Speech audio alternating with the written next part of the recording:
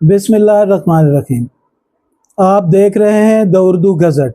मैं हूँ डॉक्टर खावर चौधरी। शख्सियात कितनी बड़ी होती हैं इसका अंदाज़ा उस वक्त होता है जब आप किसी शख्सियत के साथ रहते हैं, उठते हैं, बैठते हैं। आज मैं एक ऐसी ही बड़ी शख्सियत के साथ आपका तारुफ कराने जा रहा हूँ जो हमारे शहर में इल्म व अदब की सरपरस्ती करते हैं, सियासत में रहे, खुद नावलिस्ट हैं, एजुकेशनिस्ट हैं, कालम निगार हैं, कई कारोबार किए हैं। मेरी मुराद मोहम्मद खालिद खान साहब से है। आइए उनसे मुलाकात करते हैं। अस्सलाम वालेकुम खान जी। वालेकुम अस्सलाम। कैसे हैं आप? शुक्रिया। बहुत शुक्रिया, आपने वक्त दिया। वक्त आपका है जनाब। सलामत रहें। मैं ये चाहूँगा कि आप हमारे सामईन को, नाजरीन को कुछ अपने ख़ानदानी पस मंज़र के हवाले से बताएं। पठानों के ख़ानदान से हैं जी आप जी।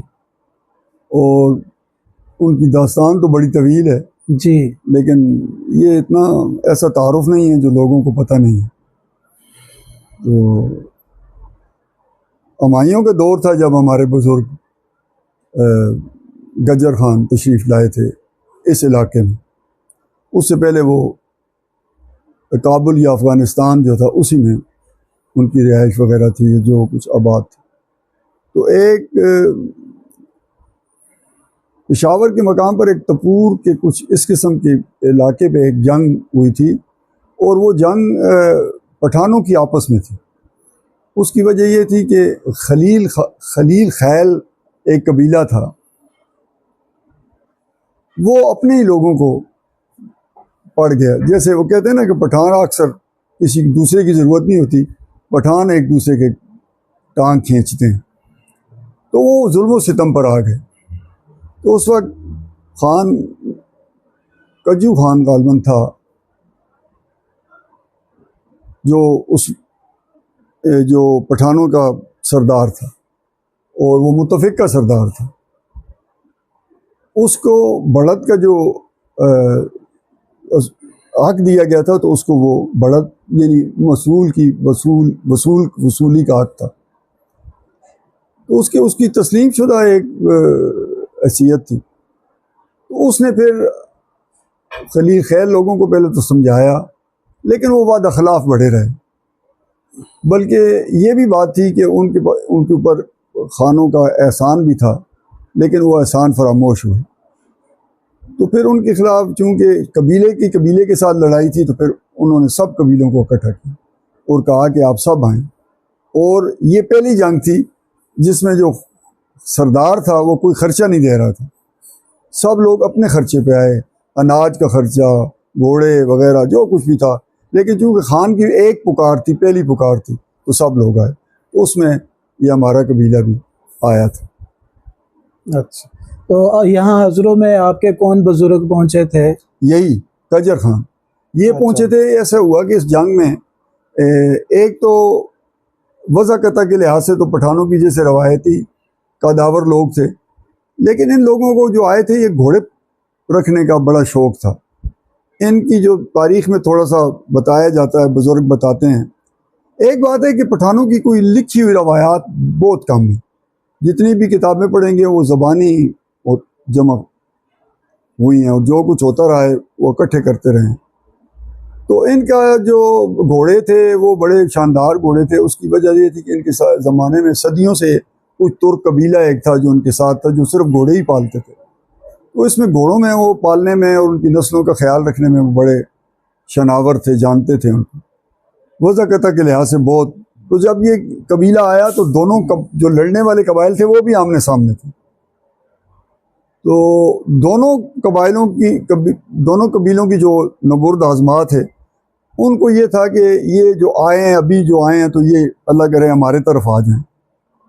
लेकिन जब वो कज्जू खान की तरफ आए तो इस लश्कर ने बड़ी नाराबाजी की और वो बड़े मायूस हुए। तो इसमें यह था कि इनके बड़े, जब जंग हुई तो जंग तो खैर जंग ही होती है, लेकिन इसमें इनके अपने करीबी अजीज़ बहुत शहीद हुए। 3, 4, 5 बंदे घर के शहीद हुए, जिसमें एग्जैक्ट तो नहीं है कि 2 भाई शहीद हुए, दो नवासे थे वो शहीद हुए, एक कोई भतीजा शहीद हुआ। तो ये एक घर के 5-6 बंदे करीबी शहीद हुए। तो इस बात का भी बड़ा ख्याल किया गया। तो जंग ख़त्म होने के बाद कज्जू खान ने इनको कहा कि आप हमारे साथ छत चलें, मैं छत जा रहा हूँ, क्योंकि इसके बाद कज्जू खान ने इसी इलाके की तरफ आना था।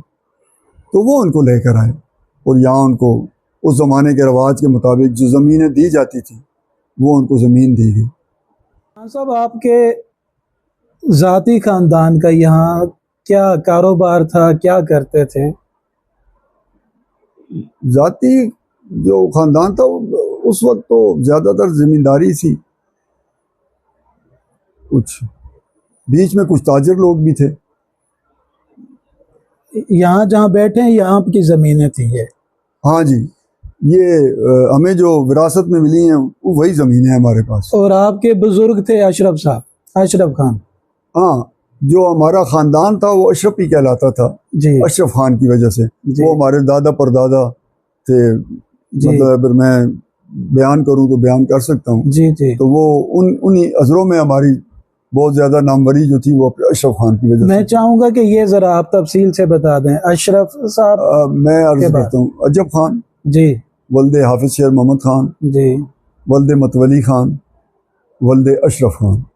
अच्छा खान साहब, मैं पूछना चाह रहा था, जहन में ये कई अरसे से बात थी कि आपने कई तरह के कारोबार किए हैं और बहुत नौमरी से मैंने सुना है कि आप इस तरफ आ गए थे। तो मैं चाहूँगा कि ये ज़रा तफसील बता दें। बस जी ये मेरी खुशबख्ती थी। हालांकि रवायात ये थी कि हमारे यहाँ लोगों ने, खानों ने जो गुजारे किए हैं ना वो ज़मीनें बेच की हैं। तो ऐसे ही भाइयों का भी मुझसे 2 बड़े भाई थे, उनका भी कोई ऐसा कारोबार नहीं था। लेकिन मुझे शुरू से ही कारोबार में दिलचस्पी थी। तो जब मैंने फ़ारिग हुआ, तालीम से फ़ारिग हुआ, अच्छा मैं अपने बैच में पहला अच्छा लड़का था जिसने एक एप्लीकेशन नौकरी के लिए नहीं दी। क्या बात!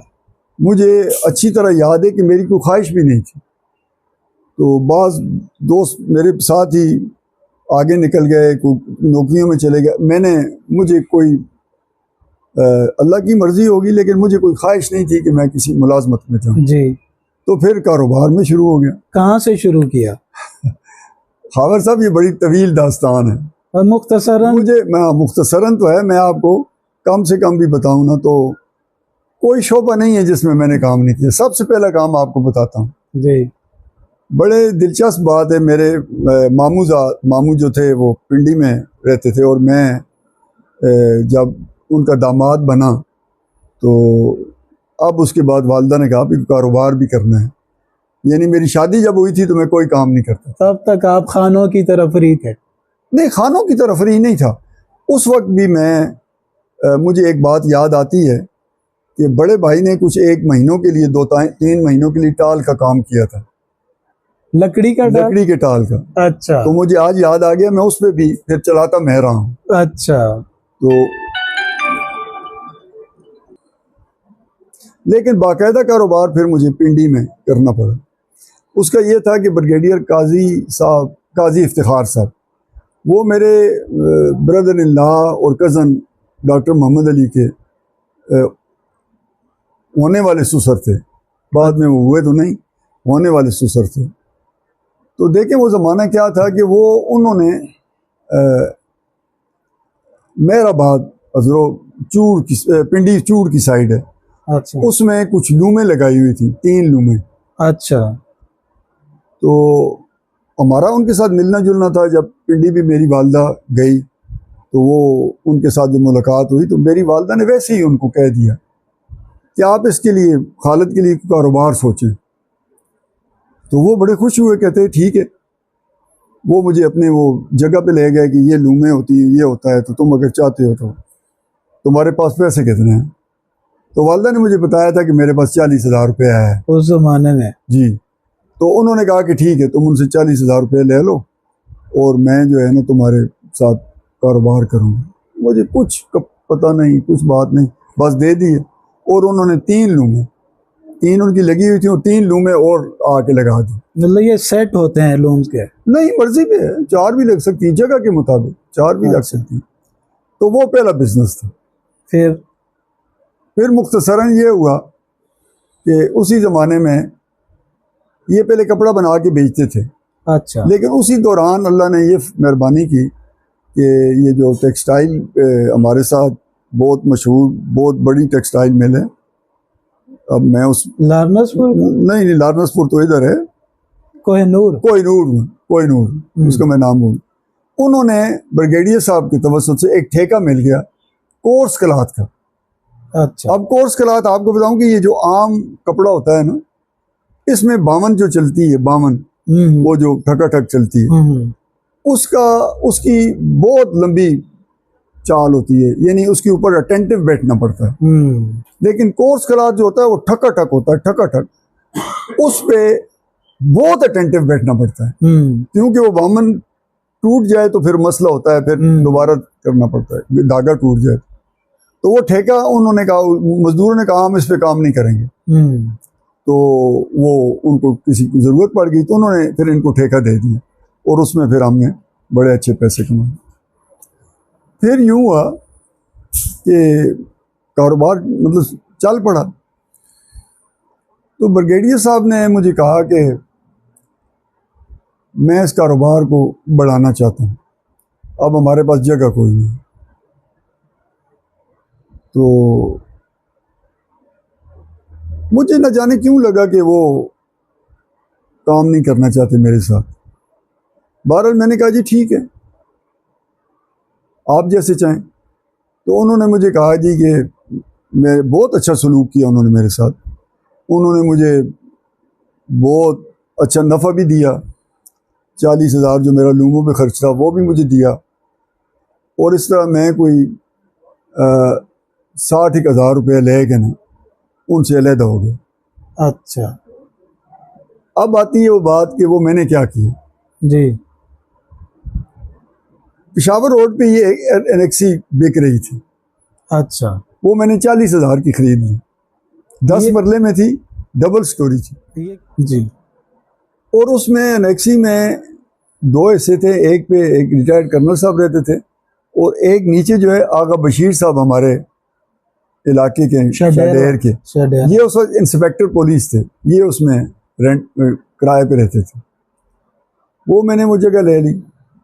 अच्छा, अब उसके बाद पैसे 30-40 हज़ार बच गया मेरे पास। तो अब फिर कारोबार की तलाश हुई। सफदर भाई के एक दोस्त थे, कारोबारी आदमी थे इधर, मुझे उसकी जगह भूल गया हूँ, पिंडी में। उसने मशीनें लगाई हुई थी, हैंड मोल्डिंग मशीनें, जिससे वो प्लास्टिक की जूतियाँ बनाते थे। अच्छा। तो भाई ने, मैंने जब कारोबार की बात की तो एक मकबूल होटल वाले दोस्त थे उनका कारोबार भी था और वो कारोबारी आदमी थे। तो उन्होंने मुझे कहा कि यार तू तो बड़ा अच्छा है कि तू कारोबार पे चल पड़ा है, चलो मैं इनके साथ तुम्हें मिलाता हूँ और तुम्हें कारोबार कराता हूँ। तो कारोबार शुरू हो गया जी, उनके पास बात की। तो वो जहाँ उन्होंने वो लूमें लगाई हुई थी उसमें मैंने वो पैसे ऐड किए, उन्होंने कुछ पैसे डाले तो ऑटोमेटिक मशीन हमने लगा दी जूते बनाने की, प्लास्टिक के जूते बनाने। अच्छा। वो ये जो दाना आता है उसको गर्म किया जाता है, बड़ी मतलब वो भी सारी फील्ड मेरी प्रैक्टिकल। तो वो काम शुरू हो गया। अच्छा, जब हमारा साल काम चला और अच्छा चला तो वो मुझे बड़े दिलचस्प आदमी थे। उन्होंने एक दिन मुझे कहा, यार बात ये है, शेख साहब थे, उन्होंने कहा बात ये है खालिद खान, तू अभी नई नई ज़िंदगी शुरू कर रहा है, मेरी 2 बीवियाँ हैं, तो कारोबार भी चल निकला है। मैं नहीं कहता कि मेरी वजह से, बल्कि तुम्हारी वजह से चल निकला है, तुम्हारे वक्त की वजह, लेकिन यार मेरा गुजारा नहीं हो रहा। खान साहब, मैं यहाँ दिलचस्प बात आ गई है कि आपने पहला कारोबार दूसरे के कहने पे छोड़ा और दूसरा भी उसी के छोड़ा। मैंने कहा ठीक है, मैंने कहा मैं ठीक है, आपके साथ नहीं होता तो मैं तो। दरअसल एक और बात भी थी, मैंने कुछ दिल में भी मेरा था, उसकी इल्तिजा थी, बड़ी दुख भरी सी अंदाज था।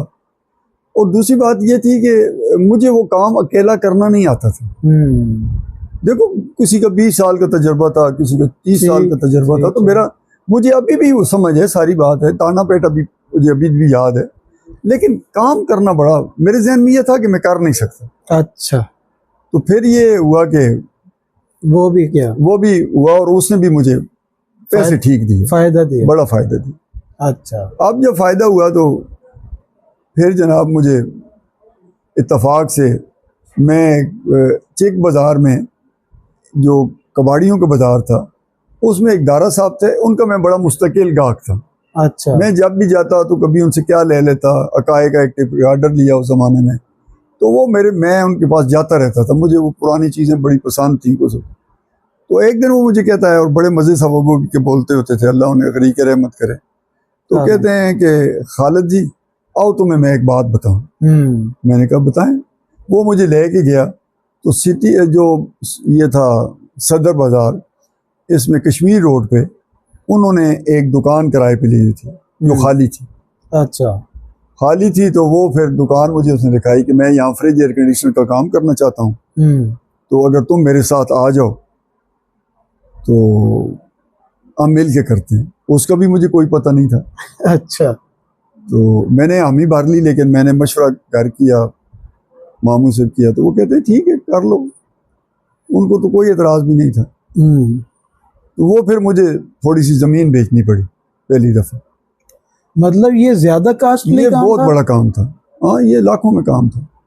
अच्छा, तो वो फिर मेरा उसके साथ एग्रीमेंट हो गया, भाई अपना सारा तय हो गया। तो फिर वो काम मैंने 35 साल किया। अच्छा, जबरदस्त। पिंडी में, और उसमें फिर भी उसने मुझे छोड़ दिया। ये फिर वही बात हुई, लेकिन यहाँ ये हुआ कि मैंने ठैया नहीं छोड़ा, वो चले गए। उन्होंने एक बहुत बड़ी दुकान बना दी। अच्छा, लेकिन यहाँ मैं जिक्र करूँगा, एक जो हमारे लैंडलॉर्ड थे और एक जो हैं वो मेरे मौसन हैं, राना साहब, राव रशीद साहब। असल में यहाँ जो ओनर थे वो सेठ लोगों से थे। सेठ, पिंडी में सेठ कबीला बहुत बसता है उनमें से, और वो तो DIG थे नारकोटिक्स पे। अच्छा, उनकी बीवी के नाम थी सुरैया, मैडम सुरैया जो है, उनके नाम वो ज़मीन थी, उसी पे उन्होंने वो दुकानें बनाई थी। तो वो बड़े सख्त थे इस मामले के कि किराएदार जाएगा तो छोड़ के हमें हैंड ओवर करके जाएगा, और ये वो असूल पसंद थे। बहुत असूल पसंद, और नेक लोग, बहुत नेक लोग, ऐसे कि कोई सोच नहीं सकता। मेरे साथ अल्लाह की मेहरबानी थी, उनकी मिसेस की जो खातून थी, उनके घर के छोटे छोटे काम होते थे, इलेक्ट्रिकल के बारे, बिजली के बारे, ये वो। तो वो बिजली वगैरह की दुकान हमारी ही थी। उन्होंने जब एक आध दफ़ा मुझे कहा तो मैंने करवा दिया।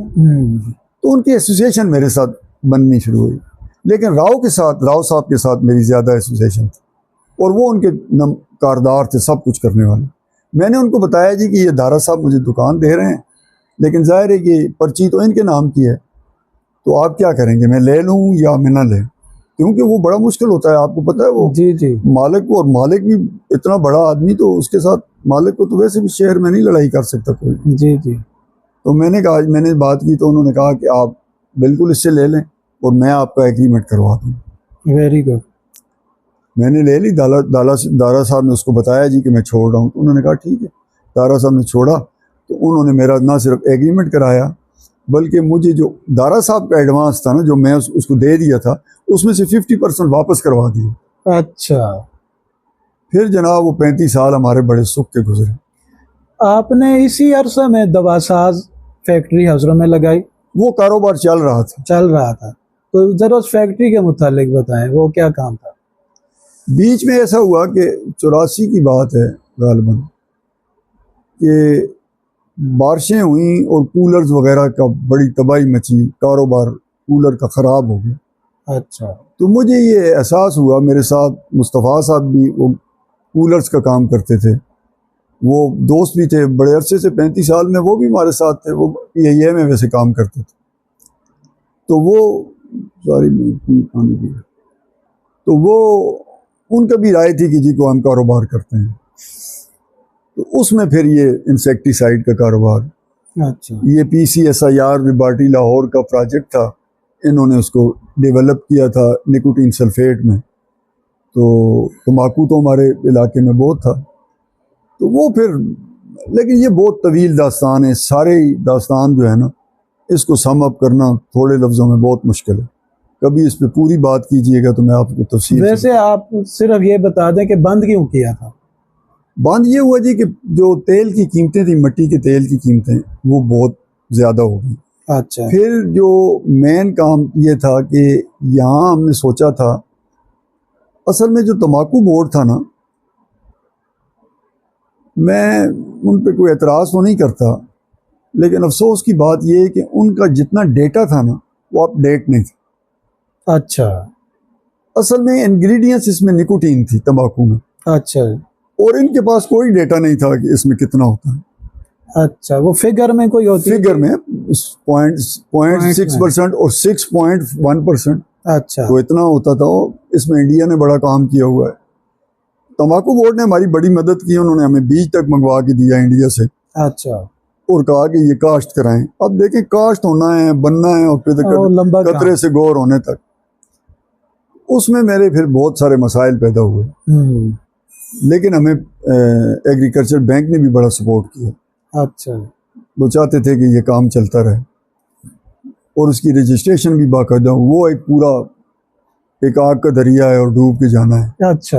और उसमें भी मैं समझता हूँ कि जो हमारे महाजरीन का पाकिस्तान के बारे में जो कॉन्सेप्ट था ना, जो वहाँ से आए थे, जो असल महाजरीन आए थे ना, उनका कॉन्सेप्ट जो पाकिस्तान के बारे में था, वो मुझे उनसे मिलकर पता लगा। वहाँ डॉक्टर काफ़ी साहब थे, वो महाजर थे। जब मैं उनके पास गया तो उन्होंने कहा, कराची में प्लांट प्रोटेक्शन उनका मलीर में दफ्तर था, उन्होंने मुझे कहा कि भाई इसमें तो लोग बहुत पैसा बनाने के लिए आते हैं, और आप ये पायनियर प्रोजेक्ट शुरू कर रहे हैं, तो वाकया करेंगे? मैंने कहा जी इरादा तो है। उन्होंने कहा कि अच्छा बताएं, फिर आपने जो कुछ तामीरात, वहाँ जो कुछ तामीरात वगैरह की हैं मुझे बताएं। तो मैंने उनको कहा जी कि आपको विज़िट करवाता हूँ। खैर, उन्होंने फिर वहाँ से एक, यहाँ मिनिस्ट्री से एक बंदा एजाज परजी साहब को भेजा, तो उसने वो सारा प्रोजेक्ट भी हमारा देखा। एजाज परजी साहब के साथ हमारा एक ताल्लुक पैदा हो गया। उन्होंने प्रोजेक्ट भी देखा, बड़ा पसंद फरमाया, और उनको बड़ा क्लियर किया, तो प्लांट प्रोटेक्शन मुतमैन हो गया। और ये बहुत बड़ी बात थी इस प्रोजेक्ट में। जो सबसे बड़ी बात थी वो रजिस्ट्रेशन थी, क्योंकि कोई प्रोडक्ट पेस्टिसाइड का बिक नहीं सकता अगर वो उसको रजिस्टर्ड नहीं करते थे। और वो बहुत थका देने वाले मरहला थे, वो सारे हमने करवाए तो किया गया, स्प्रे हुए, सब कुछ। फिर जनाब ऐसा मरहला आया कि काफ़ी साहब जो है ना, मुझे परजी साहब ने कहा कि काफ़ी साहब आए हुए इस्लामाबाद में और आपसे मिलने आए हैं, तो आप इधर, मेरा ग्रेड 20 के अफसर थे, तो बड़े अच्छे होटल में ठहरे थे, मुझे याद नहीं है वो, लेकिन मैं उनको मिलने गया। तो मुझे चाय शाय पिलाई परजी को भी, और फिर जो रजिस्ट्रेशन फॉर्म था वो मुझे पेश किया। खुद दिया। मैं अब उनके मुंह की तरफ देख रहा हूँ ना, मुझे समझ आ रही है कि कैसा शुक्रिया अदा करूँ। मेरी कैफियत ही बड़ी मुख्तलिफ थी। बहरहाल शुक्रिया अदा किया, तो मैंने खाने की ऑफ़र की। मैंने कहा कि आप मेरी तरफ से खाना खाएं, कुछ करें। कहते हैं बस एक काम करना, दयानतदारी से काम करना। अब तुम पानी भर के बोतलों पे ये लगाओगे ना, ये रजिस्ट्रेशन मेरी जो है, पानी भर के बोतलों में लगाओगे तो तुम्हारी बिक जाएंगी, तुम बहुत सारा पैसा कमा लो। लेकिन मुझे बड़ा दुख होगा कि एक बंदे ने मुझे कहा है कि मैं पायनियर प्रोजेक्ट लगा रहा हूँ और ये कर रहा हूँ और वो कर रहा हूँ, और उस पर मैंने एतबार भी किया है, तो मुझे बड़ा दुख होगा कि मैंने गलत एतबार किया। मैंने कहा जी ये शिकायत आपको नहीं आएगी। फिर हमने उसमें बड़ी एहतियात से माशाल्लाह। अच्छा, आपकी प्रोडक्ट कौन लोग खरीदते थे जो आप बना रहे हैं? ये प्रोडक्ट जो है ना जी, पहले बताना चाहिए था, ये एग्रीकल्चर प्रोडक्ट है। अच्छा। ये जो ऑर्चर्ड बागात होते हैं और सेफ प्रोजेक्ट है। अच्छा। ये इंडिया तो इसमें बहुत आगे निकल गया है। तो हम तो मतलब हमारा तो प्रोजेक्ट भी बड़ा थोड़ा था, एक जिम्मेदार के लिए भी बहुत काफ़ी था। तो ये ऐसा रेजिड्यूज इफेक्ट नहीं होते थे इसके, अगर सब्जियों पे भी किया जाए तो बड़े सेफ थे। तो फलों पे किया जाए तो बहुत, उनको तो बहुत फ़ायदा होता था। और ये अच्छी भली खाद भी थी इसमें, एक तरह का इसकी वो भी वैल्यू थी इसकी। अच्छा, मैंने अर्ज किया था कि आपने ये ख़त्म क्यों किया था, तो आप हाँ, इस पे- ख़त्म ये वो बात ये थी कि तेल महंगा हुआ, हम्म, तो मैंने एक दरख्वास्त दी कि मैंने कहा जी कि तेल महंगा हो गया। जब हमने ये प्रोजेक्ट शुरू किया तो इतने का था, अब इतने का हो गया, तो हमारा प्रोजेक्ट फिजिबल नहीं होता। तो मैंने उस वक्त, मुझे नहीं पता, एग्रीकल्चर मिनिस्ट्री में मैं गया था या किन में गया था, तो उन्होंने कहा भाई फिजिबिलिटी जो होती है वो 5-10 साल के लिए होती है। अच्छा, हम तुम्हें तेल कैसे सस्ता करें, तुम्हें तेल तेल देंगे तो तुम बेच दोगे और तुम्हारा काम तो होता रहेगा। जैसे मुल्क में होता है। ऐसे ही हुआ। फिर मुझे इसमें इतना दुख नहीं हुआ कि ये बात उसने कही है, तो मुझे कुछ बुरा लगा, ये ऐसे होता है ऐसे ही होता है। लेकिन इसी प्रोडक्ट की एडवर्टाइजमेंट के लिए पंजाब में एक रिसाला निकलता है एग्रीकल्चर का। अच्छा, तो मैं उनके पास गया और उनको मैंने कहा जी, क्योंकि मेरी तो हर डिपार्टमेंट इज्जत तो बड़ी हुई है, जाहिर है। तो मैंने वहाँ उनको कहा जी ये हम बना रहे हैं और ये किया, ये पॉइनियर प्रोजेक्ट है और ये, वो कहता है अच्छा। तो फिर मैंने कहा जी ये, फिर मैंने बात की था, तो फिर मैंने बात की, कहता है तो मैंने कहा जी मेरा ये ख्याल है कि आप एडवर्टाइजमेंट करें हमारी। कहता है अच्छा। बेल बजाता है, बंदा आता है, उसे कहता है भाई इनको अपने चार्जेस भी बताओ और इनकी एडवर्टाइजमेंट करो। अच्छा, तो मैंने कहा जी मैं तो आपसे पंजाब के रेफरेंस से मैं आपसे कहता हूँ फ्री करो। कहता है क्यों करें। मैं अपना ठुट सा मुँह लेके वापस आ गया। मतलब जो डिपार्टमेंट्स हैं ना, उनका इतना कोड रिस्पॉन्स है था कि जिसका अंदाज़ा नहीं है। जैसे हमने ये किया क्यों है, जुर्म बन गया। जुर्म बन गया, किया क्यों है। तो बस फिर वो तंबाकू में भी वो उतनी प्रोडक्ट नहीं थी, और हमारे पास इंडिया का जो कास्ट किया गया था तो कितना हो सकता था, और वो 1 साल के बाद आता है वापस। बस फिर वो प्रोजेक्ट नहीं चला। आपने यहाँ वेलकन ग्रामर स्कूल भी फिर शुरू किया। जी हाँ, हमारे पास जब वो सारा प्रोजेक्ट ख़त्म हो गया तो फिर हमारे पास इस बिल्डिंग का कोई हाल नहीं समझ आता था कि क्या किया जाए। तो मेरे पास एक डॉक्टर साहब, वो मुझे अच्छी तरह याद है, उनसे उन्होंने रब्ता किया कि अगर आप चाहें तो हम यहाँ अस्पताल बना लेते हैं। तो मुझे तो बड़ी अच्छी लगी बात। अल्लाह ताला जन्नत नसीब करे। मेरे एक सलाहकार थे पिंडी में, मिर्ज़ा अनवर बेग, उनके साथ मैंने हमेशा मैंने उनके साथ हर चीज़ का मशवरा किया, हर चीज़ का। और उसमें यह था कि जब भी मैं उनसे मशवरा करता था तो वो मुझे अच्छा जवाब देता था। बल्कि मैंने जो घर भी वहाँ बनाए थे तो वो उनकी रहनुमाई में बनाए थे, मुझे कोई एक्सपीरियंस नहीं था। तो वो मैंने जब उनसे बात की तो उन्होंने कहा कि देखो, जब तुम अस्पताल बनाओगे तो सबसे बड़ी बात यह है कि तुम्हारा उसमें किरदार क्या होगा,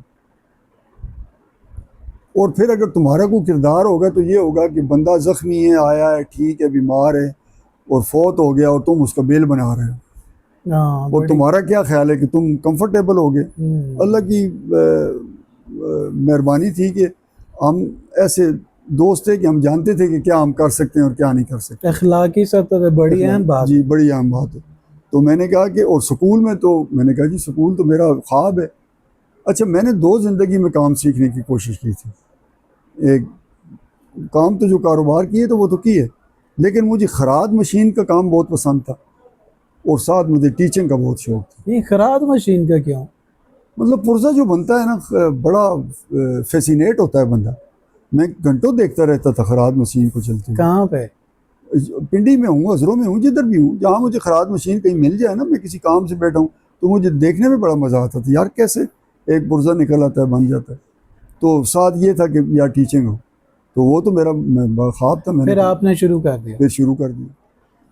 हम सब जानते हैं कि आप शहर में वाइस चेयरमैन रहे, तो आपके दौर में 2 काम हुए थे। एक तो लाइब्रेरी बनी, दूसरा ये है कि आपने शहर के अंदर सफाई का इंतज़ाम किया था पूरे शहर में, और वो एक तारीखी बात थी। उस हवाले से आप बताएं सर। मैं अर्ज़ करता हूँ कि यहाँ ग्रुपिंग थी। इस ग्रुपिंग का जो नुकसान था वो ये था कि मुखालफत बराए मुखालफत थी। अच्छा। उस मुखालफत बराए मुखालफत में कभी कभी वो टिचकर कहते हैं ना, मजाक, जी जी। कभी कभी कोई बंदा टिचकर भी कर देता था। अच्छा। अच्छा, मेरी आदत थी कि मैं कुछ ऐसे बातें करता था कि जिसमें बल्दिया को फ़ायदा हो सकता है। मसलन गर्मियों के ज़माने में मैंने एक बात कही कि मैंने कहा जी यहाँ हमारी इन्वेस्टमेंट इसके पास बहुत है, हमारी बल्दिया बड़ी अमीर थी, तो आप यहाँ एक बर्फाना बना दो शहर में। हाँ। तो बड़ा मजाक उड़ाया जी, किसी ने क्या कहा। यही बात जब लाइब्रेरी की हुई तो हमारे एक मोअज़्ज़ज़ काउंसलर थे, उन्होंने कहा जी कि ये तो जावेद मजीद साहब का डेरा बना रहे हैं यहाँ, क्योंकि मैं अच्छा। कहता था कि ये इस पार्क में बना दो। नवाज शरीफ स्कूल वाली जगह। हाँ, वो उस वक्त नवाज शरीफ स्कूल नहीं था, नहीं पार्क था, उससे पहले। उस पार्क में बना दें। और लाइब्रेरी का तस्वुर भी पार्क के साथ है। वो कहते थे कि ये जो लान है ना बल्दिया का, इसमें बनाना चाहिए। तो मेरी इस बात पे मैं कहता था लान को तबाह करना गलत बात है। ये बाद में भी इन्होंने वो वाइस चेयरमैन का वहाँ बनाया, तो मैं तो मुखालफत ही कर सकता था कि ये, लेकिन लान किधर मिलते हैं जी। इमारतें तो एक दूसरे के ऊपर भी चढ़ सकती हैं, 2 मंजिला बना लें, 3 मंजिला बना लें, तो बहरहाल उसमें भी ज़िद का अंसर बना। तो इस तरह ज़िद भी चल रही थी। तो मुझे एक दिन हाजी गफ़ार खान साहब ने कहा कि खालिद खान तुझे मना था ना कि तू नाले की सफाई करा दें। अच्छा चैलेंज था। मैंने कहा मैं करवा लूँगा, लेकिन अच्छा हमारी जो हैसियत थी वो हाउस में बजट मंजूर करने की भी नहीं थी, कम थे तादाद, हम एक कम थे, और हमारा ऐसे ही मसला बना होता था, बस कुछ ऐसे ही चल रहा था। तो वो मैंने कहा कि लेकिन ये इसकी आपको मंजूरी देनी पड़ेगी, खर्चे की उसमें मंजूरी देंगे। अच्छा, हाजी सफदर साहब से भी मैंने कहा कि तायद करवाएं। तो जो हाजी गफ़ार खान साहब थे वो दबंग आदमी थे, कहते थे तो बस अड़ जाते थे। हाजी सफदर साहब जो है ना, कभी इसके साथ कभी उसके साथ, कभी कोई बात, कभी फिर हट जाना, कभी इनका अपना एक कल्चर था जैसे भी था। तो मैंने कहा जी कि फिर देख लें, ये 2 वोट हमें मिलेंगे तो फिर हम कर सकते हैं। तो हाजी गफ़ार साहब ने कहा कि ठीक है तुम करो। तो बात बड़ी आसान थी कि हमारे पास 2 तबके थे जो सफाई करते थे। एक तो शाखेल थे और दूसरे क्रिश्चियन थे। तो जो ओवरसीयर वगैरह थे वो तो सारे मातहत तो चेयरमैन के ही थे ना। तो ओवरसीयर एक टेक्सले से होते थे, मुझे उनका नाम भूल गया, बड़े अच्छे, बहुत अच्छे इंसान थे। तो मैंने उनसे मशवरा किया कि यार कैसे हो सकता है। तो कहता है यार इन दोनों ग्रुपों को तकसीम करो, हम मेजरमेंट करते हैं नालों की एवरेज निकालते हैं कि कितना ख़र्चा होगा, तो हम वो ख़र्चे को एस्टिमेट करते हैं और इनसे बोली करवा लेते हैं। अच्छा, कि भाई हमारा ख़र्चा एस्टिमेट बनता है जी 50,000, तो हम इनको कहते हैं कौन 50,000 से कम पे करेगा, तो कोई 49,000 पे करेगा, मतलब एक जगह पे आके उनको भी फ़ायदा हो जाए तो हम करेंगे। तो वो हमने किया। यकीन करें कि ये शेयर जो है ना, उन्होंने ऐसे लोगों ने साफ़ किया। अब तो वो फ़ोटोओं का ज़माना भी नहीं है और उस वक्त लापरवाही भी थी। तो ये इतना गंद निकला कि शेयर बंद हो गया हर तरफ से। फिर इनका ये गिला हुआ कि यार इसने तो शेयर बंद कर दिया। असलम खान को जब, असलम खान बहुत सख्त थे, हमारे ख़िलाफ़ थे, तो वो उनको जब मैंने कहा जी कि सफाई हुई है ना, सफाई तो हुई है पर शेयर तो सब बंद कर सकते। अच्छा खान साहब, उसी ज़माने में कहीं आपने चौकी से एक मस्जिद वागुजार कराई थी, तो वो क्या कहानी थी?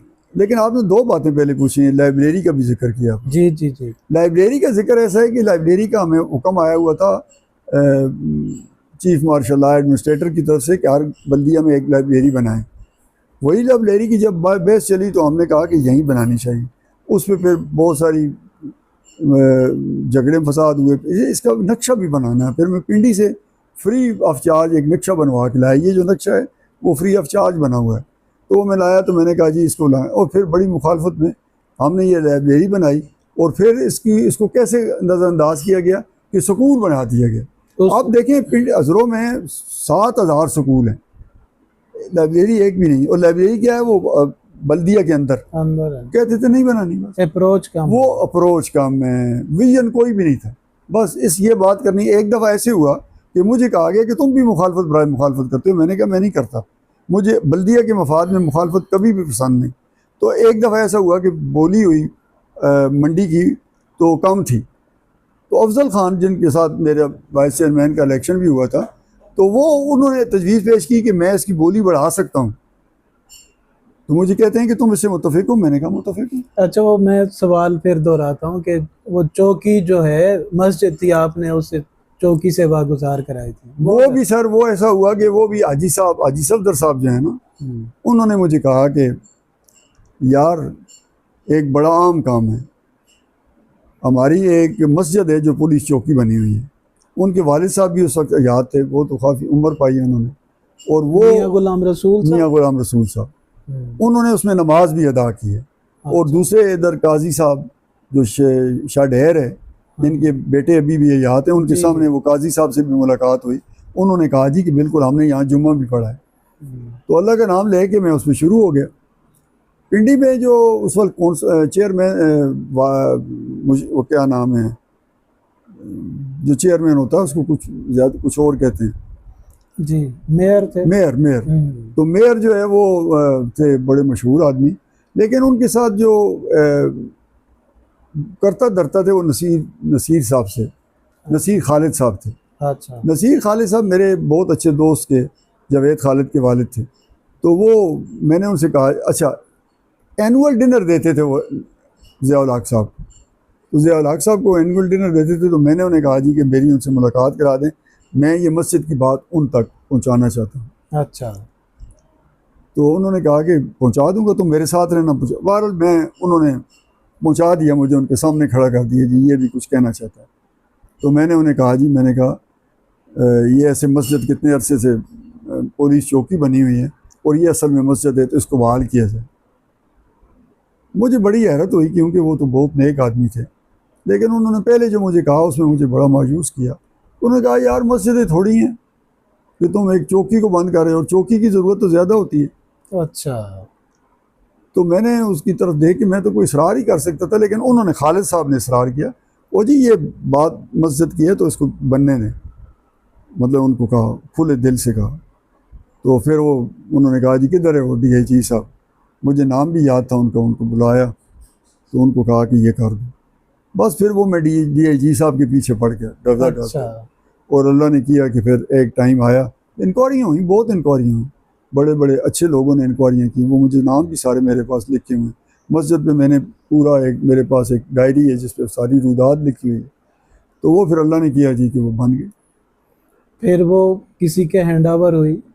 वो हैंड ओवर तो ये हुई ना जी कि ये जो हमारे बाबा जी साहब ईसाई शरीफ वाले थे, उनके हैंड ओवर उनके, लेकिन उन्होंने वहाँ बड़े तवाज़न में एक मौलवी साहब मुकर्रर किए जिस पे ना किसी वाबी को एतराज़ था, ना किसी सुन्नी को एतराज़ था। वो मल्ला अजीम खान के तरखान बरादरी से हाफिज़ कुरान थे और बड़े बहुत जय्यद लोग, बड़े जय्यद इंसान थे। खान साहब, आपका अब्दुल सत्तार खान न्याजी से ताल्लुक़ रहा है? जी हाँ। तो वो कैसे डेवलप हुआ और कहाँ तक रहा? बीच में शायद जिक्र हुआ हो कि मैं मैट्रिक के बाद सरगोदा चला गया था। मेरे वहाँ मामा खेल हैं, आज़म खान थे मेरे मामू थे, और वहाँ बाई चक में भी मेरे मामू रहते थे। तो मैं उनकी वजह से बलवाल से FA की, फिर सरगोदा कॉलेज चला गया। तो मेरे मतलब खादिम साहब एक DPE थे जिनका मेरा पहले से तारुफ था, मेरे साले की वजह से, डॉक्टर मोहम्मद अली साहब की वजह से। वो वहाँ सरगोदा में, जब मैं सरगोदा पहुंचा तो DPE थे वहाँ, तो मेरी उनके साथ तल्लुकात थी। उन्होंने एक दिन मुझे कहा कि मौलाना नियाज़ी साहब आ रहे हैं, अगर तुम चाहो तो मैं कहूँ कि वो तुम्हारे पास ठहर जाएँ पिंडी में। तो मैंने कहा जी ठहर जाएँ। तो वो आ गए, माशाल्लाह सादे रहन सहन उनका बहुत सादा था। उनसे फिर एक सिलसिला शुरू हुआ, तो फिर नियाज़ी साहब ने आना जाना शुरू हो गया। फिर नियाज़ी साहब तल्लक भी शुरू हो गया और उनकी शफकत भी बड़ी थी हमारे साथ। सुना है वो ज़्यादा आपके पास ठहरते थे, कहीं इधर उधर नहीं जाते थे? देखिए जी, एक टाइम तो ऐसा भी आया कि जब उन्हें को कहता था ना कि मैं आप किधर ठहरेंगे, तो कहते हैं मैं अपने घर ठहरूंगा, मैं कोई महाजर तो नहीं हूँ। अच्छा। मतलब इतना वो ऑन करते थे। और वो मेरी जगह तो इतनी बड़ी नहीं थी, बाद में दूसरा घर बन गया नया, तो वो तो था, लेकिन वो उनके लिए काफ़ी था। ड्राइंग रूम भी था उनमें, कमरा भी था, बाथरूम भी था। तो उनके पास तो वो बाकायदा ये जो बहुत मशहूर हैं डॉक्टर शरफगन साहब, और एक वो दूसरे साहब हैं शरफगन न्याजी साहब, और वो दूसरे एक साहब सरदार खान न्याजी। सरदार खान न्याजी साहब वो दोनों आए थे उनके पास जी कि मेरे पास शरफगन भी ठहरे हुए हैं और हमारा सिस्टम भी अलहदा है, वहाँ आपका कुक भी अलहदा होगा और सब कुछ होगा। तो न्याजी साहब ने इनकार कर दिया था, उन्होंने कहा मैं यहाँ ठीक हूँ। अच्छा, एक बड़ा अहम सवाल है जो आमतौर पर होता है कि न्याजी साहब ने शादी क्यों नहीं की थी? कभी आपके ये तो सामने बड़ा उन्होंने पर्सनल सा कोई सवाल है उनका, पता नहीं आपको मुझसे पूछना चाहिए कि नहीं, लेकिन हमें भी ये तजस्सुस था। असल में गर्मियों में ऐसा होता था कि हम न्याजी साहब को लेके, मुस्तफ़ा साहब जिनका मैंने जिक्र भी किया, उनके अजीज़ का एक घर था अयूबिया में, तो अमूमन उनको हम छोड़ के आया करते थे उसमें। तो एक दफ़ा हम इकट्ठे जा रहे थे तो मैंने तो कभी उनसे ज़रूरत ही नहीं की थी ऐसे सवाल करने की, तो उसको बड़ा तजस्सुस थे दो सवालों का। एक तो ये यजीद के बारे में, तो एक दूसरा शादी के बारे में। तो मुझे कहता, मैंने कहा तुम पूछ लो, मैं तो नहीं पूछता। तो उन्होंने जब यजीद पूछा जी कि इमाम हुसैन साहब की शहादत के बारे में पूछा, तो उन्होंने कहा कि बस एक बात याद रखें, ज़्यादा इसमें बड़ा ना पड़े, यजीद पलीद था। उन्होंने कहा बस इससे ज़्यादा कुछ ना कहो। और जब हमने कहा कि आपने शादी, तो कहते हैं यार ये तो मैंने कभी किसी के साथ बात नहीं की है। ऐसा हुआ कि मुझे मेरी मंगनी हो गई थी किसी जगह, साल एक मंगनी रही भी। तो एक दफ़ा उसका सगा मामू बच्ची का आया और उसने मुझे कहा कि ये बच्ची आपके काबिल नहीं है, तो मैंने इनकार कर दिया। तो इनकार कर दिया तो क्योंकि सगा मामू था उसका। कहता है वो एक साल और गुजरा तो फिर मेरे पास आया, वो कहता है जी मैंने एक बड़ी सख्त गलती की, बड़ा शर्मिंदा हूँ, मैंने ये वो। मैंने कहा मुझे तो याद ही नहीं था कि क्या कहता है। कहता है जी वो याद है जिस लड़की के साथ आपकी मंगनी हो रही थी और मैंने आपको कहा था कि आप इसके साथ शादी ना करें। कहते हैं हाँ मैंने तो नहीं की थी। वो कहता है वो मेरी गलती थी, वो झूठ कहा था मैंने, और मैंने इसलिए कहा था कि ये मेरे इख्तलाफात थे इनके साथ, जायदाद वगैरह के कोई मसाइल थे, तो मैंने कहा कि ये मुझसे ताकतवर हो जाएंगे आपकी वजह से। तो न्याजी साहब का क्या रिएक्शन था? बहुत बुरा। वो कहते हैं कि मुझे ऐसा हुआ कि यार ये शादी मादी बात क्या है, ये ऐसा मसला है कि लोग ऐसी गलाजत भी फैला सकते हैं, ये ऐसा भी होता है कि किसी बच्ची के बारे में कोई ऐसी बात भी कह सकते हैं, फिर अपने रिश्तेदार, ये तो बड़ा गोरख धंधा है। मतलब मुझे नफरत सी हो गई। और फिर जब ख्याल आया तो उम्र बहुत हो गई थी, और वो कहते थे कि शादी करनी चाहिए और ज़रूर करनी चाहिए। अच्छा, एक रफीक तारड़ के ज़माने की बात भी आपके हवाले से लोग सुनाते रहते हैं कि आप उधर भी कहीं गए थे कुछ। वो भी न्याजी साहब की बदौलत। जी। एक दफ़ा मुझे उनके पीर साहब अल्ताफ़ हुसैन शाह साहब थे, इसके जमीयत उलमा पाकिस्तान के सदर थे। तो एक दफ़ा मुझे उन्होंने फ़ोन किया कि आपके पास सफ़ेद जोड़ा कपड़ों का है। मैंने कहा हाँ है। कहते हैं कोई वस्कट शस्कट भी है? मैंने कहा वस्कट भी है। कहते हैं आप तैयार हो जाएं, मैंने आपको लेने आना है। मुझे तो कभी भी उन्होंने अपनी जमात शमात के बारे में नहीं किया था, हालांकि मैं बैतुल-माल कमेटी का मेंबर भी था, न्याजी साहब की वजह से पिंडी में रहा हूँ ना, नवाज शरीफ उस वक्त वज़ीर आला थे। तो वो मुझे उन्होंने कहा तो मैं तैयार हो गया। मैंने कहा जी जाना किधर है? कहते हैं चलें आप। वहाँ पहुँचे तो सदर हाउस था, तो बाकी साथ मुझे भी अंदर ले गए। अब मुझे नहीं पता कि मैं किसकी जगह बैठा हुआ था। हमने सुना है कि वो वहाँ पे किसी और बंदे की जगह आपको ले गए। ज़ाहिर है वो तो पहले नाम देने पड़ते हैं ना, लेकिन वहाँ किसी ने पूछा नहीं है और शनाख्ती कार्ड का ज़माना नहीं था। अच्छा, तो मैंने वो बड़ी उनकी महफिल बड़ी अटेंड की है। बड़े बजलत संज आदमी थे, बड़े मज़े की खूबसूरत बातें करते थे। हाँ, बल्कि हमारे इंजीनियर साहब थे जो मौलाना साहब की जमात ही के थे, वो इंजीनियरिंग कौंसिल के सदर भी थे। तो उन्होंने कहा जी एक बात तो मैं अर्ज़ करना चाहता था, लेकिन कुछ बात मुस्कुराया ना, मुस्कुराए वो। तो वो उन्होंने फ़ौरन कहा, सदर साहब ने फ़ौरन कहा थोड़ा डंग मार दें, डंग कर दें। अच्छा खान साहब, आप उस ज़माने में जब अभी आपने तज़किरा किया सरगोदर है, वहाँ से आपकी तालीम भी शुरू हुई, कॉलेज लेवल पे गया, तो हबीब जालब साहब उस ज़माने में, उसी ज़माने में जी मुझे वो ज़माना तो बड़ा अच्छी तरह याद है।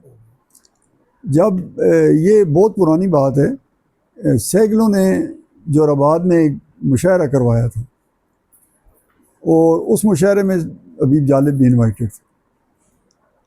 अब जब, और यूब खान का ज़माना था, जब वो हबीब जालिब साहब वहाँ तशरीफ़ लाए तो खलकत तो बहुत थी, हम भी वहाँ गए।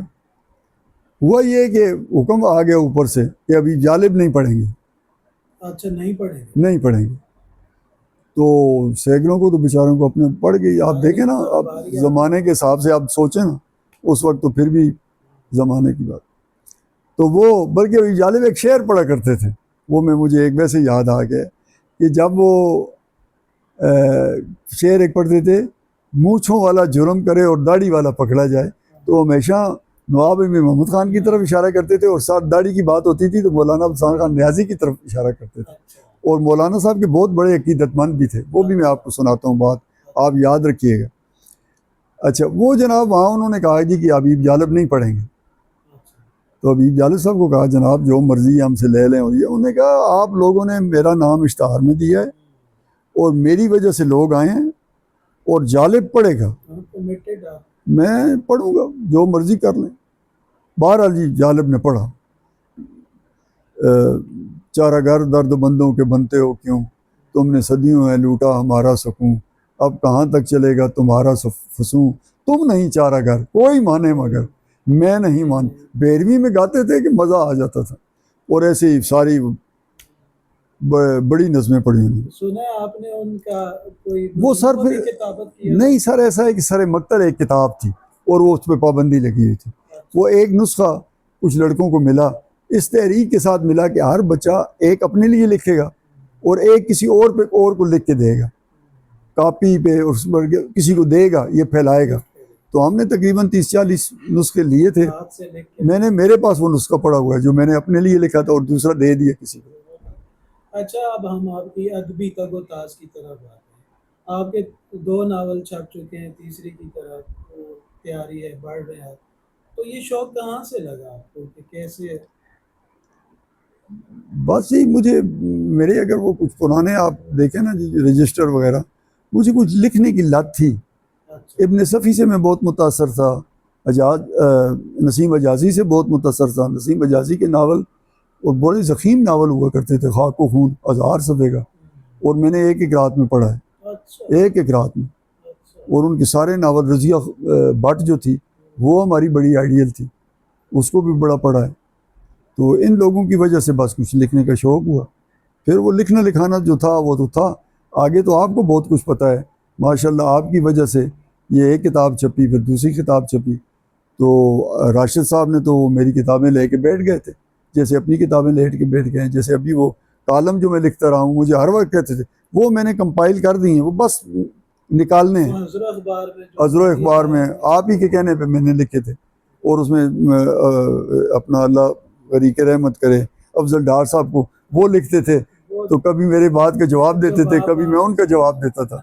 बड़े मज़े से एक सिलसिला शुरू हो गया था, बड़े अदब एहतराम से लिखते रहे। तो वो वहाँ से आपने शुरू किया? उसमें एक बच्चा जमूरा का भी कालम होता था जी। बड़ी दिलचस्पी थी, लेकिन हमारी बदकिस्मती है कि अखबार हम ज़्यादा देर नहीं चला नहीं सकते, चल और सकता। माली हाँ, वो उस वक्त अखबार चलाना तो की वजह से घर फूंक तमाशा था उस वक्त, अभी भी है। अच्छा, अभी आप है 84 के चेयरमैन, और ये तंजीम पिछले 5 साल से अवार्ड दे रही है तकरीबन 50 लोगों को अगस्त में। जी तो ये 6ठा साल है। मैं देख रहा हूँ कि आपके पेज पे भी और बाकी भी आप लगे रहते हैं, उसके लिए कोशिश करते रहते हैं, मुझे भी इन्वॉल्व करते हैं। ये क्या सिलसिला है अवार्ड देना? देखिए जी, ये सिलसिला तो 5 साल से जो चल रहा है, ये तो खाबर चौधरी साहब से ही पूछे ना। और खाबर चौधरी साहब ने एक दफ़ा नहीं हज़ारों दफ़ा बताया है कि सब अपने लोगों को याद करना है जो उन्होंने काम किया हुआ है, और उनको याद रखना है, और वो सारे याद रखे जा रहे हैं। और जब दूसरों को दिया जाता है तो वो भी याद रखे जा रहे हैं। तो मैंने 100 दफ़ा ये बात सुनी है, जो भी मेहमान आए हैं उन्होंने कहा है कि यार डॉक्टर खावर साहब, ये यूनिवर्सिटी लेवल का काम है, बड़े बड़े लोगों ने ये बात कही है, और मैंने बड़े बड़े लोगों से ये बात सुनी है, ये काम तो आपका है और आपने शुरू किया हुआ है, माशाल्लाह उसको संभाले हुए हैं आप। ये जिम्मेदारी आपने, वो वन मैन शो कुछ लोग कहते थे, तो उसमें आपने मेरे जैसे बंदे के सपुर्द कर दी है। तो हमने तो आपसे ही जो सीखा हुआ है उसी को निभाएंगे आपकी मेहरबानी से। आप हमारी रहनुमाई तो जारी रखेंगे। खान साहब, आखिरी 2 सवाल हैं। एक तो आप मुझे ये बताएं कि कोई ऐसा उदास लम्हा जो आपकी ज़िंदगी में ठहर गया और आपको दस्तक देता रहता हो। ये तो आप जानते हैं, ऐसा तो देखे ना, मेरी बेटी जवान, 2-3 बच्चे थे उसके, वो दुनिया से चली गई। मेरा बेटा दुनिया से चला गया। बाप के लिए तो वो एक साल में वो 2 बच्चे मुझे छोड़ गए। लेकिन उससे भी पहले जो मेरी बहू है ना, उसका अचानक तीनों, और वो जो आप कहें ना कि वो जो लम्हा मैं भूल नहीं सकता, वो मेरी बहू का था। वो इतना सडन था और वो इस कदर प्यारी थी कि जिसका अंदाज़ा नहीं। और बेटी की बात तो मुझे दुनिया में कोई दिलचस्पी नहीं रही। अच्छा, मैं आपको दुखी नहीं करना चाहता था, ये हमारा पैटर्न है, मैं समझ सकता हूँ कि बाप के लिए कितना मुश्किल होता है जवान औलाद के जनाजे। मैं माफ़ी चाहता हूँ, लेकिन ऐसा ही खुशी का लम्हा जो आपके साथ साथ कभी इस दुख पे कभी हावी होता हो कि यार ये जो काम, मुझे अमजद का एमफिल बहुत अच्छा लगा। ये तो अभी की बात है, ये अभी की बात है। इससे पहले तो कई लम्हे आए। मुझे मेरा इलेक्शन जीतना जो था अफजल खान साहब से, वो भी अजीबो गरीब था, मेरे सारे ग्रुप के लिए अजीबो गरीब था। वो भी बहुत अजब लम्हा था। खुशी के भी लम्हे ज़िंदगी में आते हैं और आते रहे हैं और आते हैं। शादी मेरी हुई, मैं उसमें भी बड़ा खुश था। बड़ी खुशी की बात। खान जी, बहुत शुक्रिया। सामीन, आपने पुरमगज गुफ्तगू सुनी, कई बातें हैं सीखने की, अगरचे तशनगी का एहसास मुझे है। इंशाल्लाह इसके लिए फिर वक्त निकालेंगे। मिलते हैं एक नई शख्सियत के साथ। अल्लाह हाफ़िज़।